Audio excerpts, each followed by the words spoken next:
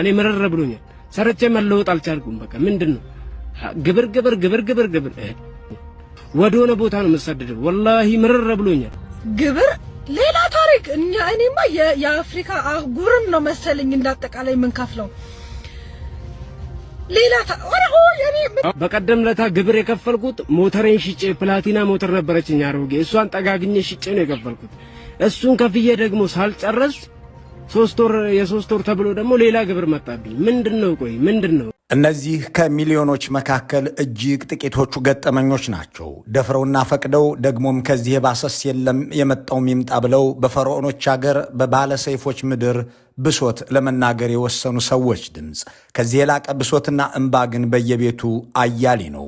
የኢትዮጵያ ሕዝብ በቅጣትና ግብር አለንጋ መገረፍ ከጀመረ በበላበትና በጠጣበት በዋለበትና ባደረበት ብቻ ሳይሆን ገና ወደፊት በሚበላውና በሚጠጣውም ላይ ከወዲሁ ግብር እየከፈለ ነው። ጣቢያችን ኢትዮ ፎረም ብልጽግና ከአይኤምኤፍ ጋር ሲዋዋል ጀምሮ እንዲህ ያለ አደጋ እንደተደገሰ ለማሳየት ሕዝብ የሚጠብቀውን አበሳም ለመጠቆም ሲጥር መቆየቱ አይዘነጋም። የሚመጣው አደጋ የከፋ መሆኑን ሳናስልስ ለማስገንዘብም ሞክረናል። ገና ነገሩን ከመጀመራቸው በፊት መንግሥት ነጋዴውን በየሶስት ወሩ ቀድሞ ግብር ሊያስከፍል መሆኑን ጥቅምት ላይ ሆኖ እስከ ታህሳስ 30 ግብር መክፈል ግዴታ ነው ብሎ አዋጅ እያበጀም እንደነበር ደጋግመን ዘግበናል። ሆኖም ማኅበረሰብ ከተደገሰለት ብልጽግናው የግብር ጅራፍ አልተረፈም። አሁን እምባ በየቤቱ ሳይሆን በየኪሱ በየአካውንቱ ገብቷል። ሰሞኑን መርካቶን የወረሩት የነ አዳነች አበቤ ሰዎች ዋና ስራቸው ግብር ማስከፈል ብቻ ሳይሆን ማድሄትም ነው የሚል አንድ የዚያ ገበያ ማዕከል ሰው እንዲህ ይላል። በእያንዳንዳችን ሱቅ ላይ ቆመው የሚውሉ የገቢዎች ሰራተኞች አሉ። አንድ ሸማች ሊገዛም ሆነ ሊጠይቅ ወደ ሱቅ ገብቶ ሲወጣ ይጠብቁና ደረሰኝ አልቆረጥህም ብለው ጸብ ይጀምሩናል። ደንበኛው አልገዛም፣ ሳይገዛ ምን ብለን እንቆርጣለን ስንላቸው እሱን ታስረህ ነው የምትከራከረው ይላሉ። ከዚያ ዋጋ ይደራደሩሃል። የሚጠይቁህም ትንሽ ብር አይደለም። ከምትታሰር ለእኛ 500 ሺህ ብር ሰጥተህ ለምን አትገላገልም? 1 ሚሊዮን ሰጥተህ ከመታሰር ትረፍ ይላሉ በማለት ይናገራል። ሌላው የብልጽግና የኪስ ሰይፍ የተመዘዘበት ነጋዴ ደግሞ እንዲህ ይላል። ግብር የምትከፍለው 7 ሚሊዮን ብር ነው አሉኝ። ይህንን ያህል እንኳን ግብርና ትርፉ ጠቅላላ ገቢውም አይሆንም አልኳቸው።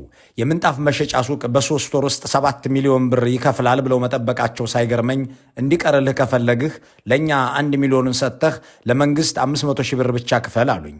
በቃ እንደውም እከሳለሁ አልከፍልም አልኳቸው።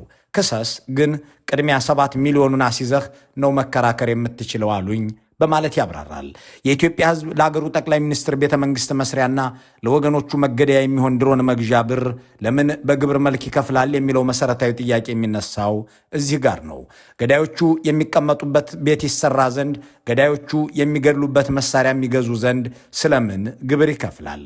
በእርግጥ ግብር ለአንድ በመንግሥት አገልግሎት ለሚቀርብለት ዜጋ ሁሉ ግዴታም ደግሞም የዘመናዊ ማኅበረሰብ መለያ ነው። ጥያቄው ለባህላዊ መንግሥት ዘመናዊ ነን እያሉ ግብር መክፈልስ የተገባ ነው ወይ የሚል ነው። የቄሳርን ለቄሳር የሚለው አባባልስ ይሰራል ወይ? የቄሳርን ለቄሳር ሳይሆን የቄሳርን ለአሳርና በአሳር ሆኖ ግብር መክፈል ማለት በራሱ ስቃይ እንደገናም ስቃይ መግዛት ሆኗል። የት አካባቢ መንገድ የት ዩኒቨርሲቲ ይሰራለታል፣ የት አካባቢ ጤና ጣቢያና ሆስፒታል ይገነባለታልና የኢትዮጵያ ሕዝብ ግብር ይከፍላል? ይህንን ጥያቄ መመለስ የዘንድሮ ግብር ከፋይ ሁሉ ሀሁ መሆን ይኖርበታል። ነጋዴው ምን ያድርግ የሚለውን በሰፊው ከመመልከታችን በፊት የኬንያውያንን ተሞክሮ ጣል አድርገን እንለፍ።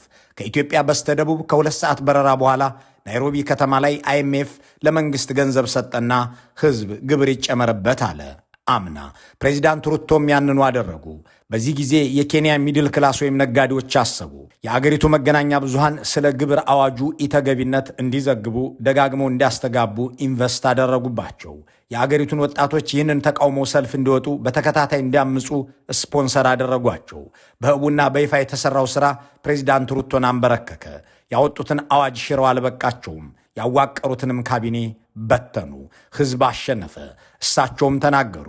ሕዝቤን በጽሞና አዳምጨዋለሁ። የኬንያ ሕዝብ አሸንፎኛል።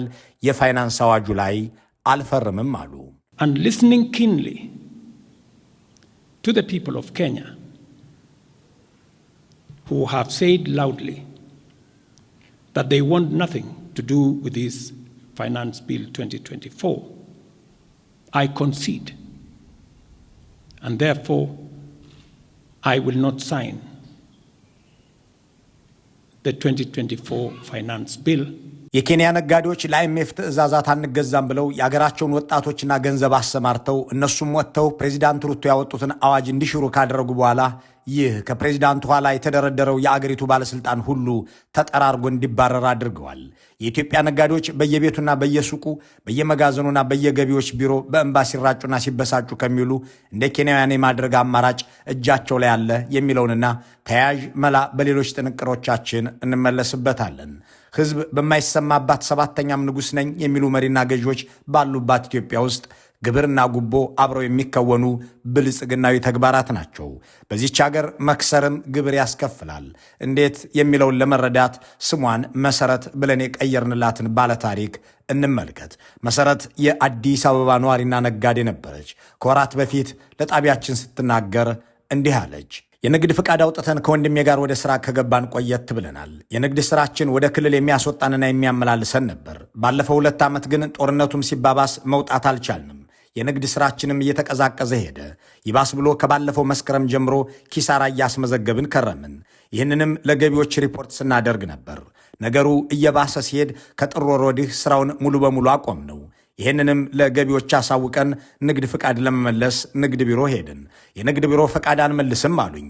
ያመጡትን ያምጡ ብዬ ተቀመጡ። ባለፈው ሐምሌ ወር ላይ በአንዱ ቀን ግብር ክፈሉ የሚል የቴክስት መልእክት ደረሰኝና ሄዱ። ስንሄድ ግን አይቼው የማላውቅ ገንዘብ ጠሩና ግብር ክፈይ አሉኝ። ኪሳራ ሳስመዘግብ ቆይቼ ከዛም ንግድ ፈቃዳችሁን እሰዱልኝ እያልኩ ስለምን ይህንን ያህል ብር ትጠይቁኛላችሁ ብዬ እያነባሁ ለመሟገት ሞከርኩ። ብትከስሪም ግብሩ አይቀርም፣ ደግሞም ግብሩን ያበዛብሽ አለመስራትሽ ነው። የመንግስትን ንግድ ፈቃድ ይዘሽ መቀመጥ አልነበረብሽም አሉኝ። ከየትም አምጥቼ አልከፍልም፣ ያደረጉትን ያድርጉኝ ብዬ ቁጭ ብያለሁ። የሚደርስብኝን እጠብቃለሁ። መሰረት ይህንን ከነገረችን ከወራት በኋላ ታስራለች። በኢትዮጵያ ዋና ከተማ መሐረብ ጠርጎ የማይጨርሰው እንባ በገቢዎች ቢሮና በነጋዴዎች ሱቅ እየተለቀሰ ነው። ግብር ከፋዮች ተሰልፈው እያነቡ እየተናደዱ እየተነጫነጩ ናቸው።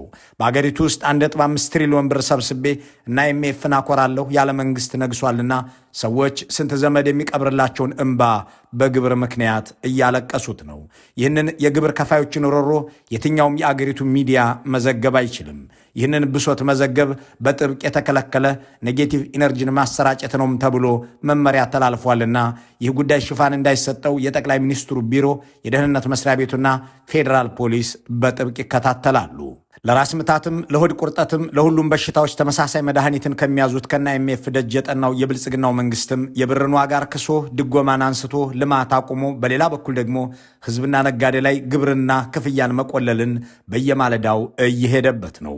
1.5 ትሪሊዮን ብር በዘንድሮ ዓመት ግብር ሰበስባለ ያለው ብልጽግና ምርትና አገልግሎት የሚያቀርቡ ነጋዴዎች ዋጋ እንዲጨምሩና የሚከፍሉትን ግብርም እንዲያበዙ ትዕዛዝ የሰጠው ገና ሐምሌ ግም ሲል ነበር። የግል ትምህርት ቤቶች 65 በመቶ ጭማሪ አድርገው ወላጆቹን እንዲያስከፍሉ አዟል።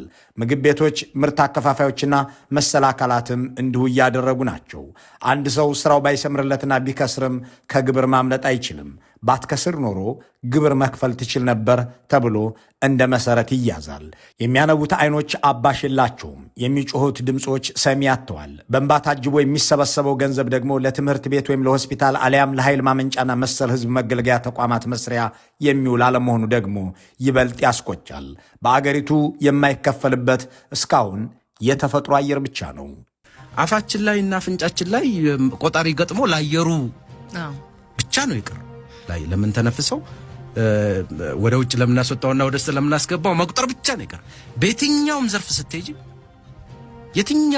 ስትሄጂ ክፍያለሁ። ክፍያው ብቻ ሳይሆን ኤክስትሪም ቅጣት ነው ያለው። ገንዘብ ለማግኘት ሲል ኤክስትሪም ቅጣት ነው። ፍላጎት ብቻ አይደለም። እኔ ብዙ ጊዜ ላለሁ ብር እንደዚህ የተጠማ ብር እንደዚህ የተራበ ስርዓት እኔ ሰምቼም አይቼም አላውቅም። በየትኛውም ሴክተር ብር ማግኘት ይፈልጋል። በሱ ፍላጎት ብቻ አይደለም፣ በሱ ረሃብ ብቻ አይደለም። ከኋላ ሆነው ሪሞቱን ይዘው በሚዘውሩት እና ወርልድ ባንክና IMF ምክንያቱም በየቀኑ ሉክ ኦልሞስት በየሳምንት ደረጃ ነው እየመጡ ያሉት። እንዲህ ያሉ ደፋር ድምጾች ለራስ መብት የሚጮሁ ናቸው። አገዛዙ የማያስከፍልበት አይነትና ስልት የለም የሚለውን ለመመልከት አነስተኛ አማራጭ ግብር ሚኒመም ኦልተርኔቲቭ ታክስ ብሎ የተገበረውን መመሪያ መመልከት ይቻላል። ይህ መመሪያ አንድ ነጋዴ ዓመቱን ሙሉ በተለያዩ ምክንያቶች ስራ መስራት ባይችል ከዚያም ሲያልፍ ሰርቶ እንኳን ከትርፍ ይልቅ ኪሳራን ቢያስመዘግብ የሚጣልበት የግብር አይነት ነው። ሲጀመር የቄሳርን ለቄሳር ነውና ነጋዴ የትርፍ ግብር ይከፍላል መባሉ ስያሜው ራሱ የሚያሳየው ያተረፈ ግለሰብ የሚከፍለውን ግብር ነው። ብልጽግና ግን ለኪሳራም ግብር የሚቀበል ሆኖ ተከስቷል። ነጋዴው ዓመቱን ሙሉ የግብአቶች ወጪ አውጥቶ ለሰራተኛም ከፍሎ በጦርነት ወይም በግጭት ስራው ተስተጓጉሎ እያለም ባትከስር ኖሮ እኮ ተከፍለን ነበር ተብሎ ይተመንበትና ይከፍላል። መልከጥፉን በስም ይደግፉ እንዲሉ ይህንን አነስተኛ አማራጭ ግብር ወይም ሚኒመም ኦልተርኔቲቭ ታክስ የሚል ስም አውጥተውለታል። በብልጽግና ዓለም አነስተኛ ስንት ነው የሚለው ባይታወቅም ባለታሪካችን መሰረት እንደገጠማት ያለና ቆጥራው የማታውቅን የብር መጠን የሚያህል እንዲሁም የሚልክ ነው። እንደሱ ያሉ በርካቶች የሚከፍሉትም ይህንኑ የታክስ አይነት ነው።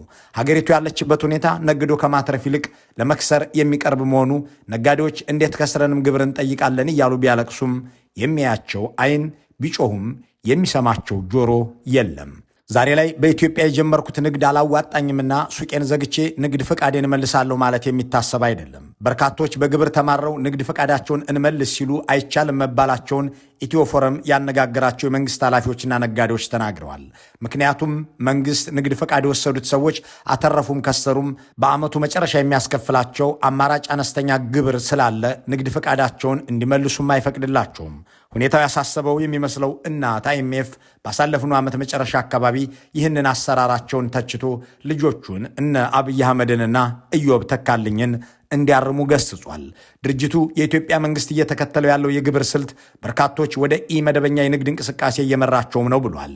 የግብር ከፋዮቹን ቁጥር ማብዛት እንጂ ያሉህን ግብር ከፋዮች አታስጨንቅ የሚል ይዘት ያለው መግለጫው ከIMF የማይጠበቅ አይደለም። ይህ እኔ ሰጥቻችሁ የፈጸማችሁት አዲሱ ፖሊሲ ባይሳካ ተጠያቂው እኔ ሳልሆን የእናንተ የተሳሳተ አፈጻጸም ነው ለማለት የታሰበች ኒዮሊበራላዊ ዘዴ ነች። የብልጽግናው መንግስት ዜጎችን የማስጨንቀው እኮ ግብር የመሰብሰብ አቅምህ ደካማ ነው ብለህ ስለተቸኝ ነው።